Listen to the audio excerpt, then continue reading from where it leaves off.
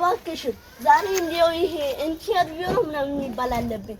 አንቺ የተጠየቅሽው እንዳለ መልሷን ነው የምፈልገው። መልሷን ብቻ።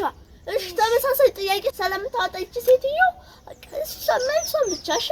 እሺ ይቅናሽ፣ በቃ ቻው። እኔም ልቀመጥ። እሺ ቻው። ሐረግ አቤት። ግቢ። ቁጭ በይ። መቼም ዛሬ የጠቅላላ እውቀት ጥያቄ እንዳለን ተገንዝበሻል አይደል? መልካም። ስለዚህ የመጀመሪያው ጥያቄ የሚሆነው ሬዲዮ መቼ እንደተፈለሰፈ ልትነግሪኝ ትችያለሽ? በ1886 ተጀምሮ በ1896 ተሳካ። መልካም። እሺ ሁለተኛው ጥያቄያችን የሚሆነው ደግሞ በእግር ኳስ ዓለም ውስጥ ቀዳሚ ደረጃ የነበረው ማን ነው?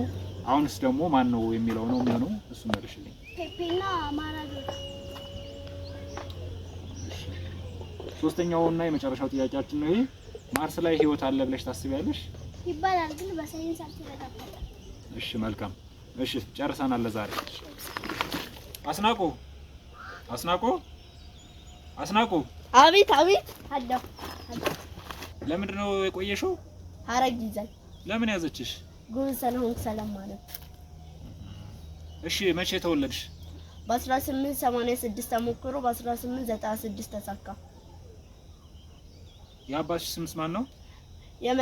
የመጀመሪያው የእግር ኳሱ ድንቅ ተወዳጅ ፔፔ ሲሆን የአሁኑ ደግሞ ማራዶና። ምን እያደረግሽ ነው? የጠየቀኝ ጥያቄ እየመለስኩ። መልስ እየመለስሽልኝ? አዎ። ጭንቅላት አለሽ ግን ጭንቅላት ይባላል ግን በሳይንስ አልተረጋገጠም።